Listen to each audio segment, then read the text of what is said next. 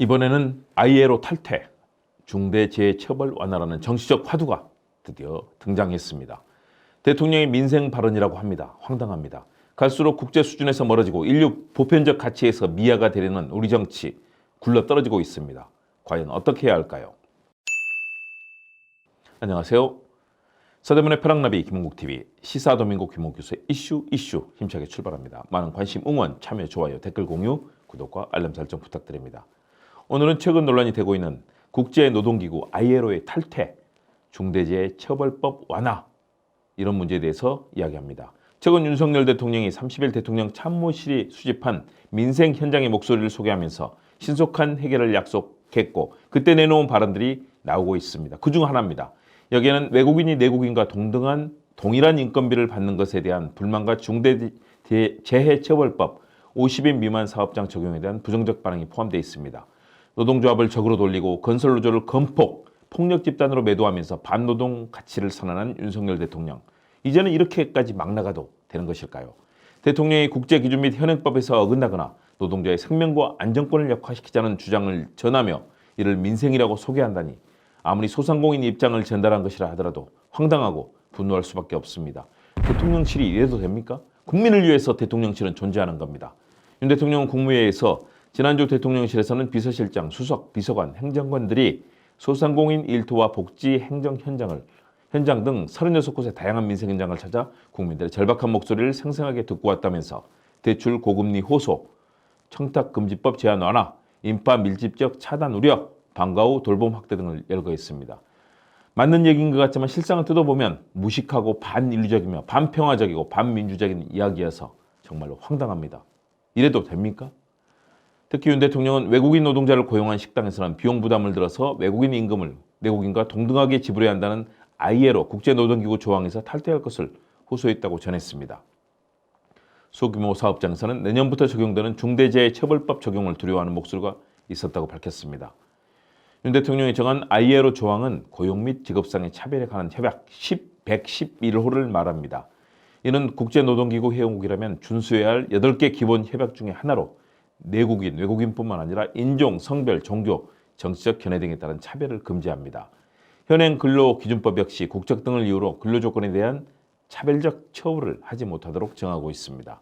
또 50인 미만 사업장의 중대재해처벌법 시행은 준비 부족 등을 이유로 이미 2년간 유예된 사안입니다. 중대재해의 80%는 50인 미만 사업장에서 일어납니다. 사업주 걱정만 민생이고 노동자의 안전은 민생 영역이 아니라는 시각이니 참으로 어려운 일입니다. 참으로 위험천만하고 무지한 발언입니다. 차등 임금 지급이나 50인 미만 사업장 중대재해처벌법 적용 추가 유예 등은 입법 사안입니다. 대통령 의지로 실행 안 됩니다. 야당과 만나서 야당이 협조를 구해야만 그나마 가능한데요. 이렇게 해도 되는 겁니까?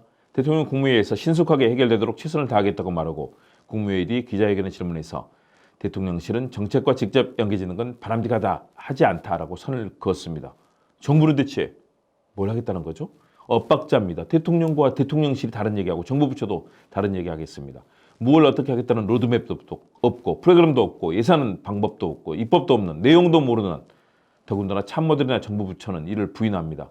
정치적 무지고 무능입니다. 과거 김대중 노무현 대통령, 이재명 대표 같은 정치는 늘 책임 있는 발언을 했고 구체적인 내용이 준비된 데다가 관련 업계, 이익단체, 시민단체와도 사전 협의가 진행됐기 때문에 이후에 정책이 성공적으로 운용이 됐습니다.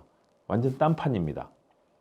이날 발언은 대통령이 민생에 대해서 사업주 앞에서 멈춘다는 의구심을 자아내기에 충분했습니다. 대통령이 살펴야 할 민생에는 노동자가 포함되어 있다는 것을 잊어서는 안 됩니다. 왜 노동자는 배제가 되죠? 이런 반노동 정서의 행태를 중단하고 기업주와 노동자가 함께 살아가는 공평하고 공생하는 그런 나라를 만들어야 지도자가 되는 겁니다. 사회적 양극화, 경제적 양극화로 국민의 삶은 어려운 시대, 서민과 노동자의 삶을 살피는 것 정말 중요합니다.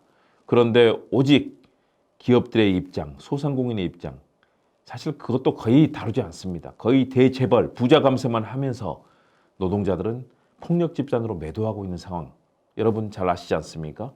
경찰과 검찰, 노동자들만 계속 잡아가두고 기소하고 고발하고 있습니다.